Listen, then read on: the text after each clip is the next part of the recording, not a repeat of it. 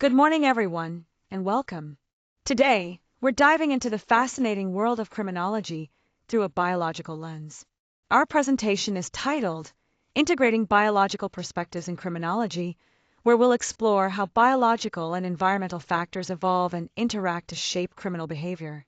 It's an exciting journey that sheds new light on understanding why crime happens, and I look forward to sharing these insights with you.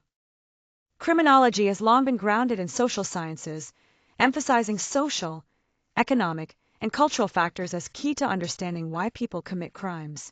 For a long time, the idea that biology could explain deviant behavior was met with skepticism and wasn't widely accepted. But over time, the field has shifted, moving towards an interdisciplinary approach that brings together biological insights with social theories. This expanded perspective helps us gain a deeper, more comprehensive understanding of the complex reasons behind criminal behavior. In the early days of criminological research, social science frameworks were the dominant approach.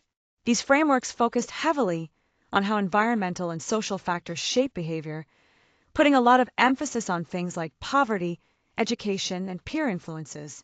Because of this, biological theories were often dismissed or undervalued, seen as too simplistic or deterministic.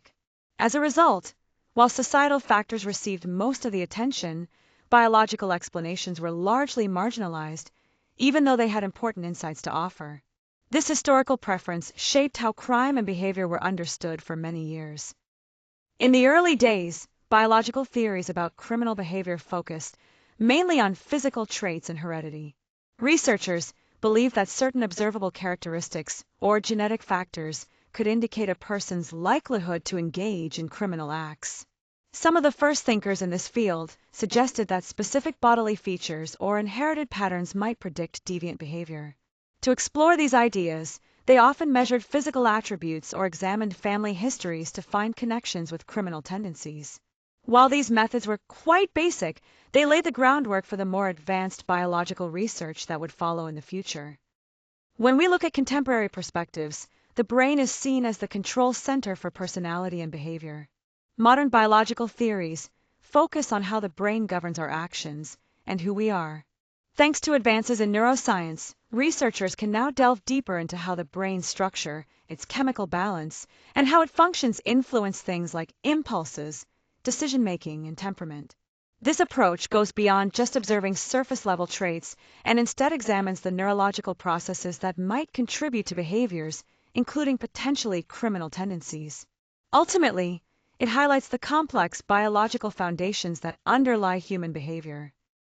When we look at criminal behavior, it's important to understand that it doesn't arise from biology or environment alone, but from the dynamic interaction between the two. Biological factors like genetics and brain function can create predispositions, that is, tendencies that might make someone more likely to engage in criminal acts. However, these tendencies don't operate in a vacuum. The environment plays a critical role, too.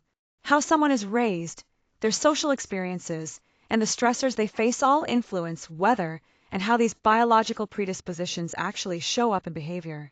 This is why the interactionist perspective is so valuable. It helps us appreciate the complex, multifaceted nature of criminal behavior by considering both biological and environmental contributions together. To truly grasp why criminal behavior occurs, we need to combine biological factors with how these factors interact with different environmental influences. It's important to remember that neither biology nor environment alone can fully explain deviant behavior. By recognizing this complex relationship, criminologists are able to create more sophisticated theories and interventions that take into account both inherited traits and the specific situations individuals face, leading to a deeper and more effective understanding of criminal acts.